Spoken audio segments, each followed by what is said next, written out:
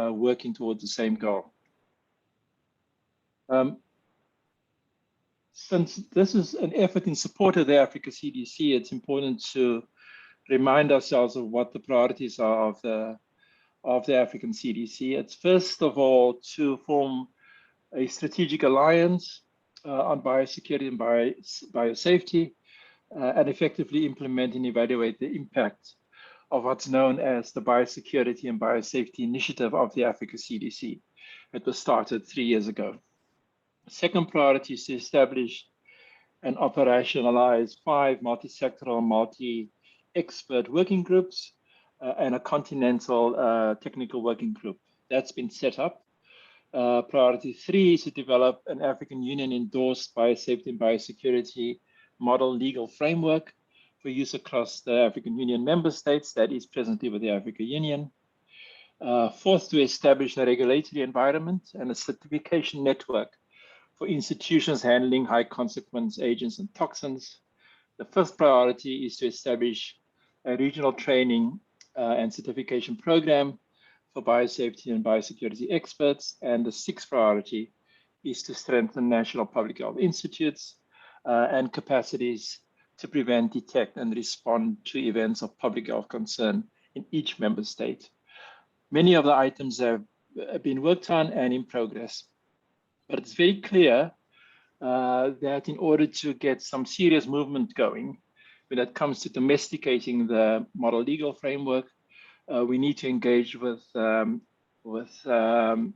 parliaments and other bodies of public representatives, because what's required is legislative and parliamentary action to meaningfully build and sustain biosafety and biosecurity across the continent.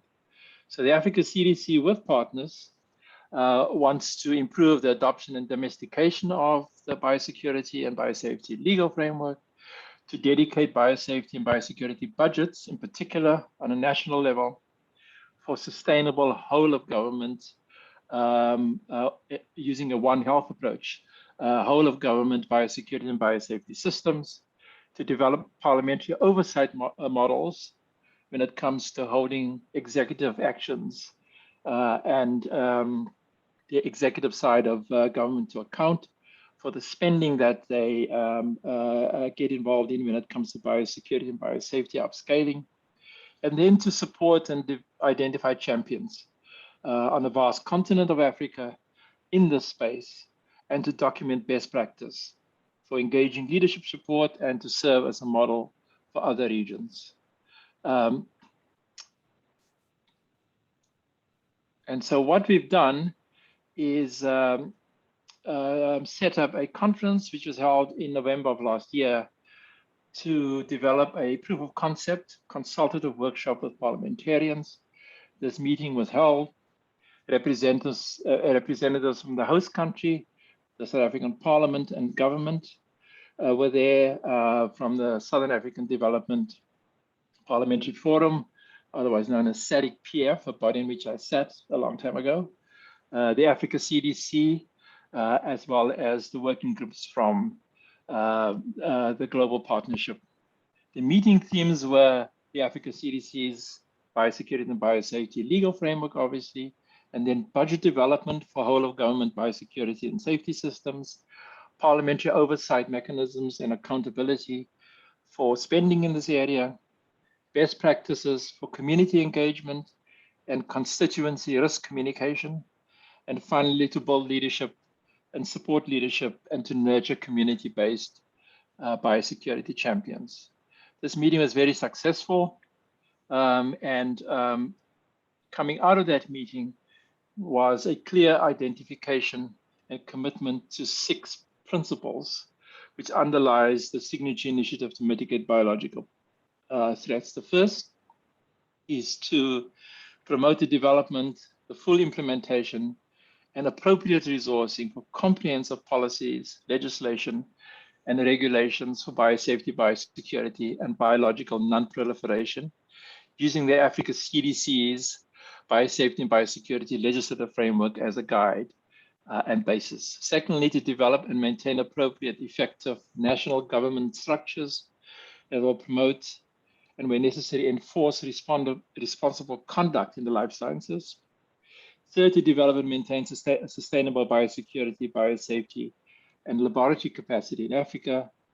Fourth, to develop, apply, and maintain early warning and disease surveillance and detection capabilities, including specialized laboratories and multi-sectoral workforce skills needed to prevent, detect, and rapidly respond. On this note, a partnership here with the WHO's hub in Berlin, led by Chikwe Ikwezi, is clearly an important collaborative network effort, connecting Africa member states, the Africa CDC, and the WHO. Fifth, to develop, review, and apply effective approaches to integrate strong and appropriate biosecurity and biosafety measures into outbreak response, and to improve the management of potentially hazardous biological materials and samples. And six, to promote and strengthen multi-sectoral cooperation in biosecurity and biosafety on a national, on a regional, and on an international basis, including through and in partnership with the Africa CDC, the African Union, the World Health Organization, the World Organization for Animal Health, the Food and Agricultural Organization at the United Nations, the United Nations Security Council Committee pursuant to Resolution 1540, and the Biological and Toxins Weapon Convention, and while, of course, to the body I'm talking to, which is the Global Health Security Agenda's APP3. And so the next step in our effort is to turn the commitments made at our first meeting into action. And we are presently convening the first meeting that focuses on the signature initiative to mitigate deliberate biological threats in Africa with the Africa CDC. And this will happen between the 20th and 22nd of April of this year. And the themes are, and some of this is repetitive, but really important to emphasize. It's one thing to have a model legal framework. What you need to do is land that in the budget of governments. And therefore, what's required is, first of all, a resourcing of a harmonized biosafety and biosecurity and non-proliferation regulatory framework. Presently, that framework is somewhat incoherent. Africa is a very large continent with 52 countries, and what's required is to harmonize the regulatory environment. Firstly. Secondly, to have entities, government entities that are responsible to incentivize compliance for norms when it comes to responsible conduct in the life sciences. Thirdly, to develop regionally specialized training for engineering, maintenance, and calibration of laboratory equipment, as well as high containment facilities. Third is to develop regional professional training and certification programs to the extent that they exist, and they do, is to develop a more coherent one in response to workforce development in particular, and to have the capacity of entities when it comes to developing surge capacity under emergency circumstances. Then we want to support regional early warning and disease and biosurveillance and detection capabilities. And I want to emphasize regional, that's where the gap is presently, working with the regional collaborating centers of the Africa CDC. And this is particularly important in resource-constrained environments, is to have regional early warning systems in place. Then to have non-proliferation and health security and biodefense policy formulation on the agenda. We need to look at early design stage integration of biosafety and biosecurity measures in detection capabilities, including the new technologies that have emerged, and to make sure that we build in safety and security systems in those early applications of new technologies, which require different kinds of architecture. And finally, to really upscale multi-sectoral, multilateral cooperation in biosafety and biosecurity. Presently, Africa has done really well, and many other regions and countries in the world, by adhering to a multilateral architecture when it comes to its response. We cannot act alone on this question of dealing with biosecurity. It's important to be multi-sectoral, whole of government, using a One Health approach. And what we need to do is take the existing collaborations that we have, a global agency, and take them to another level, because we need to see, for one thing, prepare for the next pandemic. And this is the best set of circumstances to, in fact, make sure that the issue of biosecurity and biosafety is kept on the agenda, just given the boom and bust cycle and the panic and neglect cycle that we've been going through. And so this is the moment to do it. So, so I invite your cooperation. I thank you again for asking me to speak to you. And with that, thank you very much.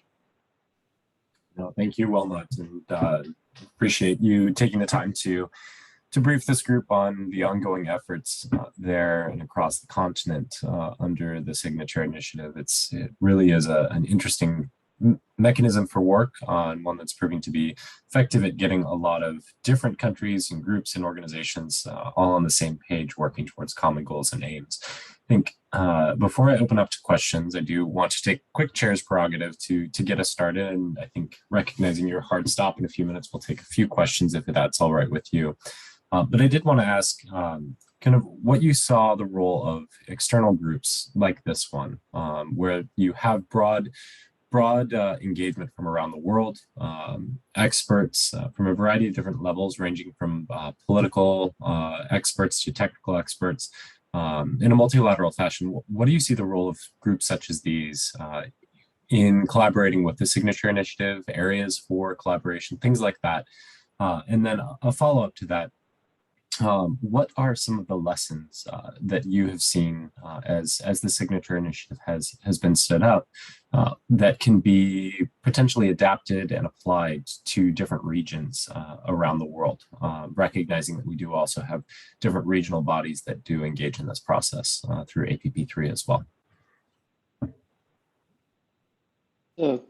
Thank you very much, Jacob, for that question. First of all, to say that the Africa Signature Initiative is in partnership, as I mentioned, with the Africa CDC. And the Africa CDC has mechanisms for an organized set of relations when it comes to collaboration and partnerships. And so we work in support of the Africa CDC, and in that, recognize that the greatest weakness we need to tackle is to develop regional strength on the African continent. We've got nation countries, and then we have the Africa CDC, which is a continental agency. And between nations and countries and the Africa CDC, just given the vast scale of the African continent, is we need to build up the regional strength. And that's the place where collaboration can happen. And so I would invite bodies like yourselves to focus on those areas in terms of collaborative mechanisms.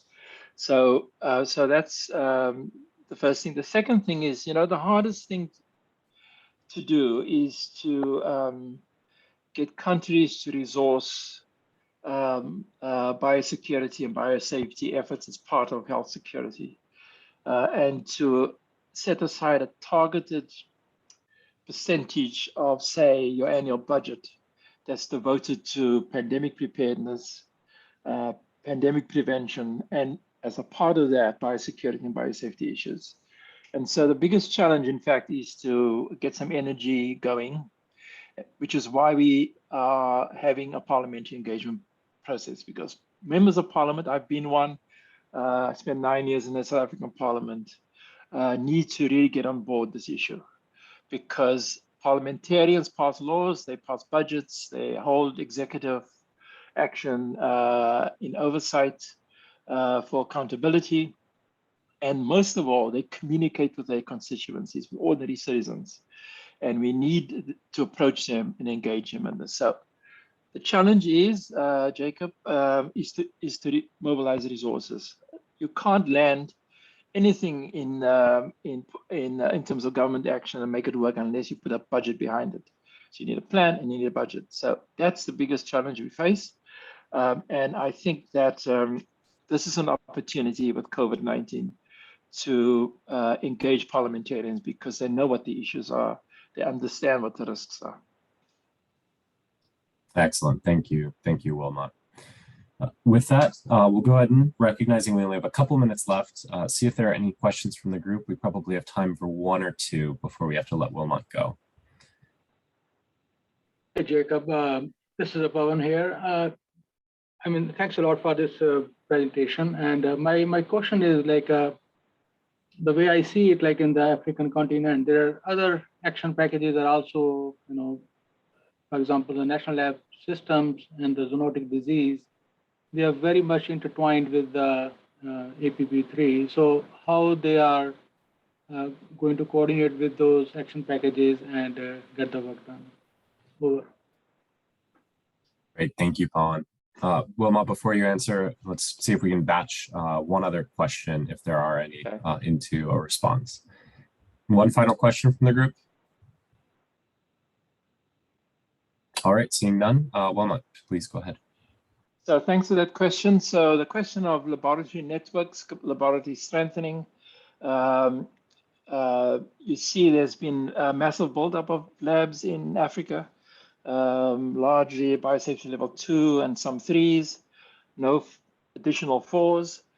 So it's important that they be held in safe hands, and we need to really invest in upscaling their connection with surveillance systems and diagnostic systems. So again, this is one of the priorities of the Africa CDC, and that's the point of collaboration. And I think if you're right to talk more on this question, because he's the main biosecurity officer for the Africa CDC, I'm also happy to make the relevant connections for you. But it's a great question, and you have a lot to contribute. And so I invite you to communicate on this front with us. Excellent. Thank you, Wilmot. And just thank you all for your engagement. With that, we'll go ahead and let you go, recognizing you do have a hard stop.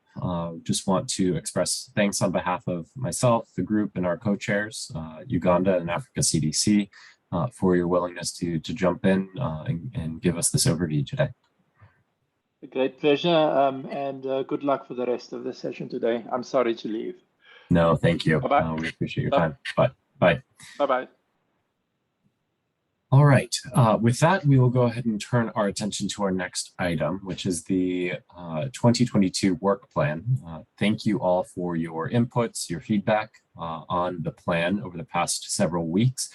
We were able to draw that together into two separate documents, which have been circulated to the group earlier this week. I'm happy to share my screen as we walk through this, but if you have it handy, either in your email, we will be walking through the final work plan APP3 document dated February 22nd, and then the APP3 work plan member activities final document, if you do want to pull them up on your own computer. Once again, thank you for your inputs. We appreciate the engagement. We did have input on both documents, with most attention focused on the member activities, which we did receive from a broad swath of countries and organizations. Thank you for your attention to the deadlines and making sure that things were captured. We did take a stab at realigning the activities for 2022 against the new work plan objectives. So please take a quick look at those activities and make sure that they're captured appropriately. If you do have edits to them, please let me know. As a note, we do view both documents as somewhat living documents over the course of this year. While our broad objectives and priorities will remain the same, the activities that fall underneath these strategic objectives and the specific actions that fall underneath them can be adapted and changed as needed throughout the year as we complete activities and need to stand up new ones. So as we go through the year, please keep that in mind, and we do welcome updates, particularly to the member activities document throughout the year. We can provide these updates to the GHSA Action Package Coordination Task Force on a either quarterly basis or as needed basis, depending on how we get updates. And we will remind you of this frequently throughout the year.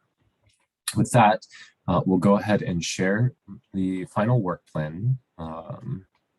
And I can't see the chat or hands raised or anything like that. So can someone please confirm that you can see this overview?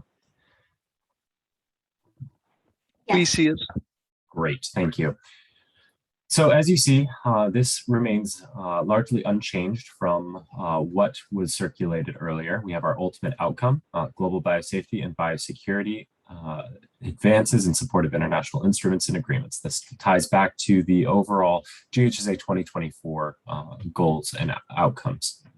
Our three strategic objectives then are to improve action package efficiency and functioning. So this is our internally facing objective that then breaks out into expanding the action package network, developing the 2022 work plan, which we're nearing the finalization of, updating the terms of reference, which we'll get to in a moment, and then promoting our work to further the goals.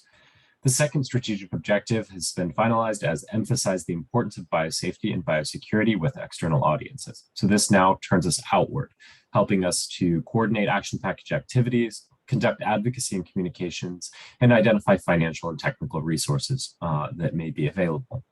Finally, the last strategic objective is to facilitate capacity, capability improvements in research, specifically for biosafety and biosecurity.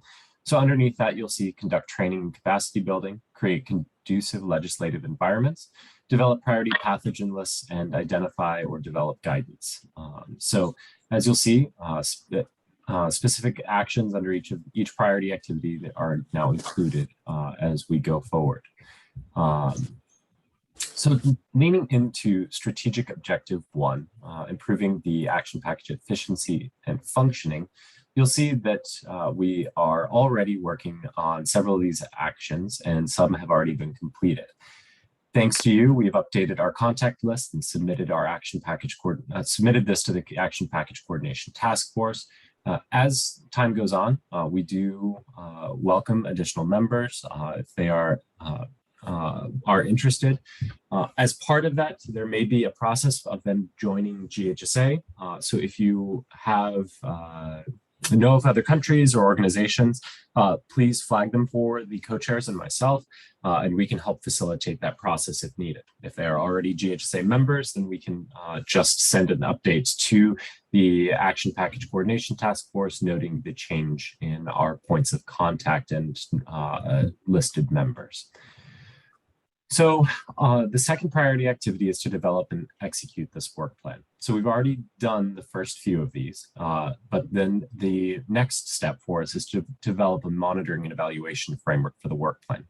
So now that the work plan itself has been largely completed, now is the time to figure out how we will measure our success. So as you'll see, this will be throughout this document. There are a few recommendations on who could potentially engage, and we do want increased engagement by the group and members among the group to ensure that there is engagement, collaboration, and support from across the Action Package membership. So for this one specifically, if there's a member with a strong capacity or bias towards monitoring and evaluation, we would welcome them to take the lead on this and work with the co-chairs accordingly. This framework, I think, would be relatively light touch and would just help us maintain progress and know where we are throughout the year. So if you are interested in this, I'm not going to ask for I would welcome volunteers now if someone is interested. I'm not going to assign on behalf of the co-chairs now, but we do very much want people engaged. So if you are interested in this, please either drop make note of that in the chat, reach out to myself and the co-chairs following the meeting. We will circulate this as a due out from the meeting for all to take a look at these recommendations throughout the document and potentially sign up as a result of it. Moving on, we have to update the action package terms of reference to align with the current pandemic. So we have reached out to the Action Package Coordination Task Force for additional guidance, and we will then review and update those terms of reference. So you will see that as a due out in the coming weeks as well. And ongoing are different webinars and coordination across the various action packages to ensure that the work of the AP is known beyond what we're doing in an alignment with the broader GHSA objectives. This is ongoing. We're working to schedule that. The Action Package on Biosafety and Biosecurity will have a webinar that is all encompassing of all of GHSA members later this year. Exact dates to be confirmed at this time. But we will let you know when that will be. So turning our attention to communications with external audiences, you'll see that there are now a broad swath of activities that need to be accomplished. One being a calendar of meetings and events, which we'll start working on, and seeing how the action package leads can start participating in various different global dialogues. Notably for this group, we do want to flag another area for potential collaboration and engagement on leadership for action package members. We do want to identify common areas of work with other action packages for joint implementation. This was a recommendation from some members as they went through this document. One recommendation being work with the laboratory systems action package to possibly co-lead a webinar and look toward what could happen through that. We do have close contacts with this action package, and this could be facilitated quite easily if someone was interested. In addition, we could also work with the Sustainable Financing Action Package, now under Australian chair, to ensure inclusion of biosafety and biosecurity in those efforts as well. So if there are members with a strong capacity or bias towards laboratory systems or sustainable financing, we would welcome you to join and take lead on this to work with the co-chairs as appropriate to foster these activities. Finally, and I know we don't have Julie or other members of the communications task force on due to a conflicting call, we are still continuing to work to update the website and ensure that communications and advocacy are moving on that. So we do hope to establish a sub-working group in collaboration with that task force to ensure that these continue moving forward. For the entire group, we do want to continually submit impact stories to be posted on the website regularly.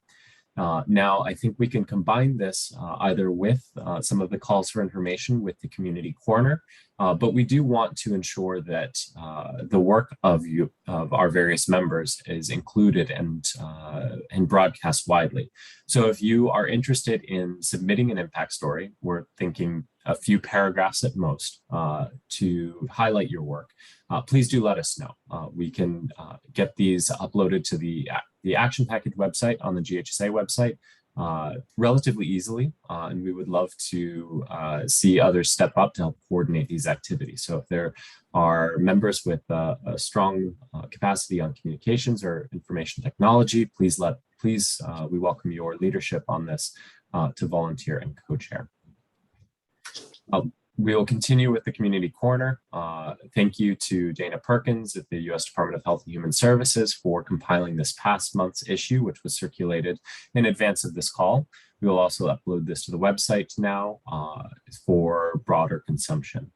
We will continue this, but we would welcome additional support. As you can see here, NTI, the Department of Health and Human Services in the United States, and Merrick and Company are all willing and able to work on this, but it is a relatively light lift. And if we get enough volunteers, it would only be once or twice per year that you would be on tap to do this. So we would welcome your engagement there. Hi, Julie. Thank you for joining. We'll circle back as needed now that you're here. But don't worry about the conflict. Finally, in the final strategic objective, which is more focused on capacity building, you'll see that there is a specific drive here, specifically in this first action, to support trainings in biosafety and biosecurity, bio-risk management, risk assessment, and others.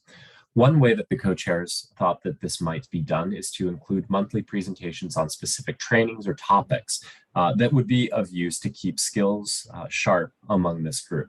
So I think this is a perfect opportunity for a broad swath of our membership to take leadership, step up, and perhaps provide some presentations that highlight some of the technical work that's being done, or provide skills workshops for the group. I think broadly, these would only be 15, 20 minutes at the top of each call, similar to what Dr. James did earlier this morning. So we'd welcome volunteers here, specifically those with strong regional experiences or technical capacity to take lead and work with the co-chairs on this. Again, it's a relatively light lift, and we would highly encourage the various members to jump in here. We'll also work to foster legislative environments. So similar to what Dr. James was talking about this morning with the signature initiative, we do want to see that sort of work done across regions as we work to improve biosafety and biosecurity capacity worldwide. So if there are volunteers here with a track record of progress that would be willing to take lead, work with co-chairs, we'd welcome that here. And again, also supporting the development of or domestication of national biosafety, biosecurity legislative frameworks among members where appropriate. If there's a track record of progress here, we'd welcome engagement. And perhaps this could be one of the initial technical skills building presentations that we do going forward. You'll also see developing guidance and incorporating those. I think this can be in support of what WHO is working on with my mind is blanking at the moment, but the work that they're doing to compile some of these guidance documents. I think we can continue to engage there and provide updates as we compile things as well. With that, I've given a broad overview of some of the changes and things that need to be done. Before I turn to the hands that I see that are raised, I do want to turn to Peter or Dr. Makumbi, recognizing that you do have bandwidth constraints. If there's anything you do want to say prior to jumping into questions, please feel free to jump in now.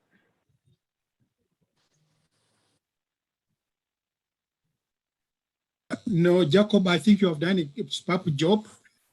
No comment. Let's give the opportunity to other people to ask. We are okay. We are okay. Okay. And the rain has stopped. Yeah.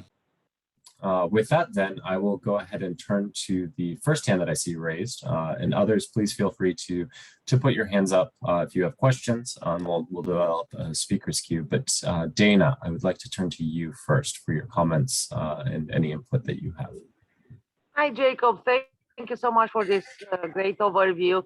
I'm not sure I've seen that, but I will recommend also in the section on communication with external stakeholders to include stronger linkages with the GHSA legal preparedness package. Since there is a focus of the Africa CDC 5-year strategic plan on developing national frameworks to support whole of government biosafety, biosecurity approaches. And there is also overlap with the biosecurity initiative, a global partnership. I think we need better connection and synergy with the legal preparedness action package. And since that is, I think is the newest and action package, and maybe APP3 members are not very familiar with what that legal preparedness action package is doing, perhaps communicate with the co-chairs of that group to provide a briefing to APP3 on their activities and vice versa. Thank you. Thank you, Dana. And your point is well taken, making a note here in the document for us to follow up on. Dana, recognizing that you are part of the U.S. Department of Health and Human Services, would we be able to lean on you to help coordinate that a little bit and make those connections with, I believe it's the Office of Global Affairs? Yes, absolutely. And the next meeting of the legal preparedness action package is actually on Monday. So we can bring that there for their attention as well. Thanks. Could I just make a very brief intervention here on this point? Yes, please, Julie, go ahead. Just to follow up, that there will be a webinar by the Legal Preparedness Action Package convened on March the 4th. So in the coming week, invitations are going out to all of the Action Package leadership today. So you will be receiving that through the Action Package leadership, and then ideally through our colleagues at the Secretariat Indonesia to the full GHSA membership in the next day or two. So that will be a wonderful opportunity for members of this Action Package to join, learn more about the 3 work streams of the Legal Preparedness Action Package.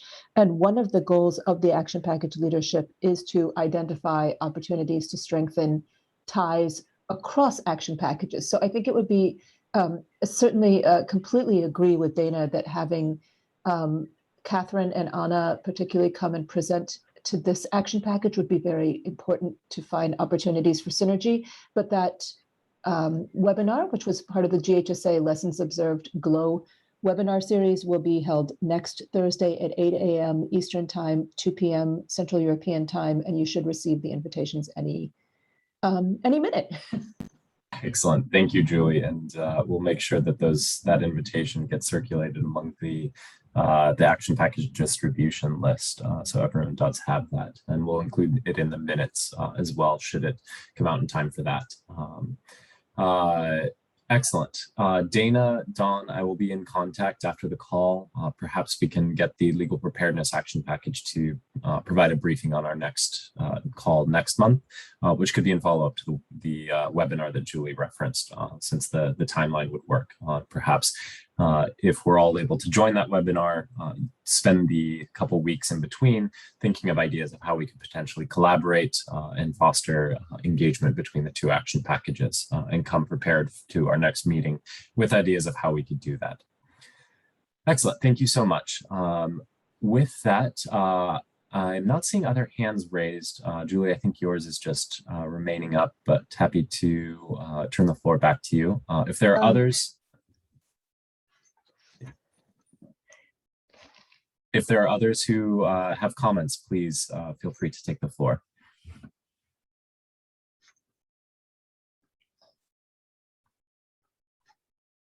All right, hearing none at the moment, we will follow up on these points that we have here, and we'll get things moving for the next month. Ensure that you all have the invite to the webinar that is coming up. But before we close for the day, we do want to turn to our next agenda item, which I believe is any other business or any other updates for the group. So I will open the floor for Jacob, other updates for the group. Jacob, I had prepared a brief on the leadership meeting, which happened in November 2001. I don't know, because it's becoming stale. I don't know whether I should brief the members or you just give them the report. 5 minutes, I give a few highlights from that meeting, Global Security Leadership meeting in Thailand, 2001, November. All right, sorry, Issa, are you offering to give that update? Yes, I'm ready to give it. Yes, please go ahead then. Okay, thank you very much. Am I clear, Jacob? Yes, we can hear you. Okay, I just want to give you a brief on the Global Security Leadership, which was hosted by Thailand. The major purpose was to reaffirm the long-term global security agenda vision, and really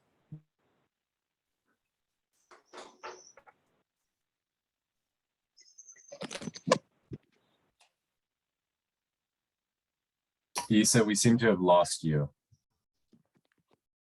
Can you hear us?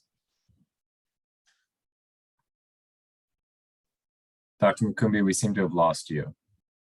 If you are able to rejoin your audio, we'll go ahead and turn back to you, but I do want to keep things moving, recognizing that we only have a few minutes left. So please jump in if you are able to reconnect, but do others have updates for the group? Yeah, Jacob, this is Pawan here. I think when Dr. Mukumbi will join, he can come back. So I just briefly want to provide. I'm sorry, Jacob, do you hear me? I'm sorry. Yes, Dr. Mukumbi, we can hear you. Please go ahead. Let me accelerate. Let me just do it very quickly. As I told you, we had thunderstorms here. We have no power even. So this meeting I was talking about was really attended by dignitaries or members of the Global Security Steering Group, Task Force, and AP leads, the permanent advisors, and many countries. The meeting was opened by the permanent secretary, the Deputy Permanent Secretary, Minister of Public Health in Thailand, who outlined the achievement and challenges. And one of the things which was very interesting, that they have managed to raise the visibility of global security agenda, and they are able to have collective commitment on that, and they have accelerated the Global Security Agenda 2024 implementation in their country.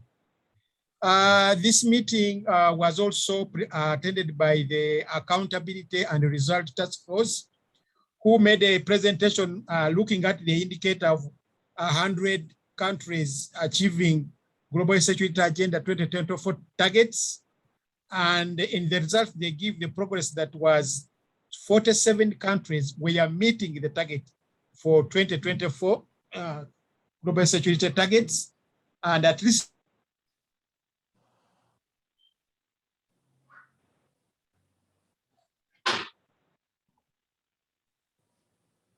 Dr. Mukumbi, we seem to have lost you again.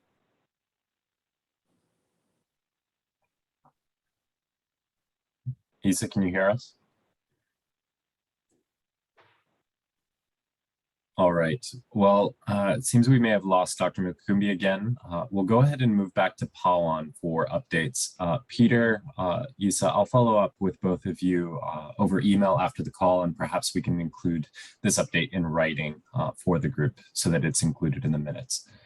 Pawan, please go ahead. Yeah, thanks, Jacob. let me finish very quickly. I'm sorry, as you learned, we have problems. Again, it is off. Please go ahead, Isa. We can hear you now. Oh, okay, I'm frustrated.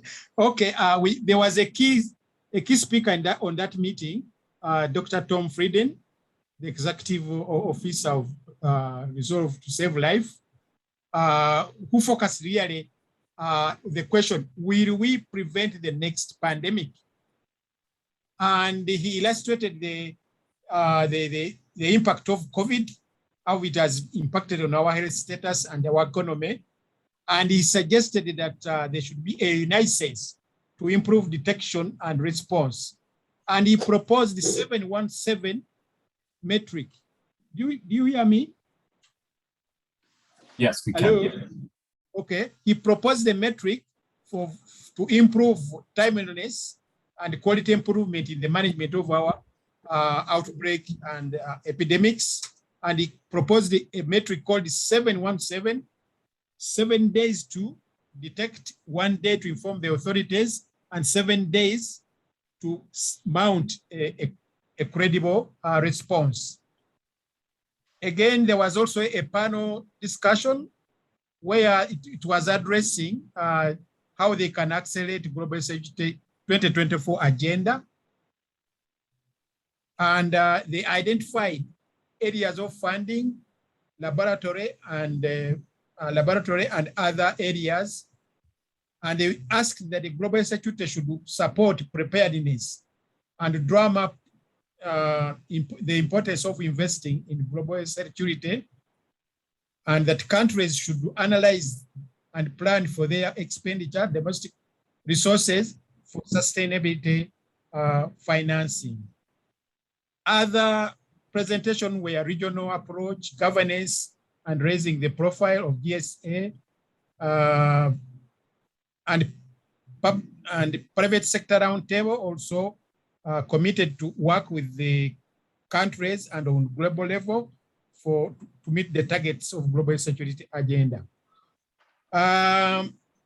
In that meeting, there was a handover to the new chair of Global Security Agenda chair. That was Italy, and this was celebrated. And also, of course, there was also reaffirming the commitment, Global Security Agenda Commitment 2024, which involves fostering strong leadership, maximizing global security cooperative action, raising global health security profile, and so on and so on. And so the meeting really thanked Thailand for their successful hosting of this meeting. And I think, Jacob, we shall send the report. I have the report. We can send it to members because it's a very good report. This was just to whet their appetite about this very nice, informative report and a lot of things to learn from this report. I thank you, Jacob. That's Excellent. my presentation. Excellent. Thank you, Dr. Mukumbi. And please do send us the report and we can include it with the minutes and circulate to the group. All right, Pawan, could I turn to you now for CDC's updates? Sure. I think I just have 2 minutes, so I'll be quick, but I'll provide the minutes to you so that you can share with the members. So the first one is the Global Fund, the COVID-19 response mechanism. So this has been like after the Global Fund they have determined that the major mission of COVID-19 pandemic response was to improve the implementation of advanced diagnostics and strengthen the lab systems. So from the CDC, Dr. Len Pruski is a member of the steering committee. He provided the update on the 3 lanes of activities which are interlinked within the global health lab networks. So these are the Global Laboratory Leadership Program, Next Generation Sequencing of Pathogens, and the High Containment Labs. So this information was presented under the structure of developing advanced and sustainable national public health institutes. The another update is on from the countryside is like in Argentina, the High Containment Lab at Malbrand Institute. So from the CDC, Dr. Pruski again provided the virtual review of the plans to improve the existing high containment lab to meet the current risk-based standards. So, and the major 3 categories in this review was the physical structure, staffing training, and the emergency procedures. So there were like some, I think 11 recommendations were provided to improve the lab. And so this will be like now they'll be on the ground monitoring will be happen for this. Another update is from the India. So there are discussions and planning activities are underway to provide assistance to Government of India under the National Health Mission to develop a country-wide biosafety, biosecurity program, including the training of workforce to cover all the 738 district level integrated public health labs, which are identified there, newly initiative of the Pradhan Mantri Ayushman Bharat Health Infrastructure Mission. So these discussions are ongoing. It's a pretty big heavy lift for the CDC India. So we'll see how it goes over there. There are no more updates from the CDC biosafety guidelines. So they're as usual, but I'll send those links to the member, to you, Jacob, so that the people can have that information ready. Back to you. Thank you. Excellent. Thank you so much, Paul. And we'll stay tuned for those updates and we'll include them in the minutes for the group. All right. Recognizing we have 1 minute left, is there anyone else who wants to take the floor before we close for any other business? All right, excellent. Hearing no one, we will go ahead and close today. Thank you all for joining. We will be in touch with follow-up from today's session, including the minutes and notes so that you have them for your records. We also will recirculate the final work plan, flagging those recommended engagements. We do ask that you all take a look at where you could potentially engage specifically.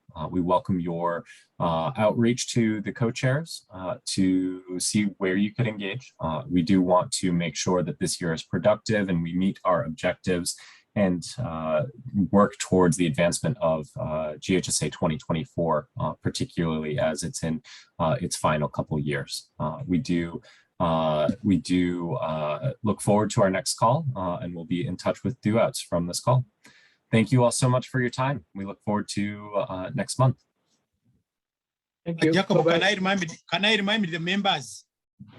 I want to remind the members that AP3 is the leading AP, and we should not lose that that position where leaders and others are following. Thank you. So let's keep the momentum. Let's keep the fire burning. Excellent point, Dr. Mukumbi, and a great note to end the call on. Thank you all so much. Take care, everyone. Bye. Thank you. Bye.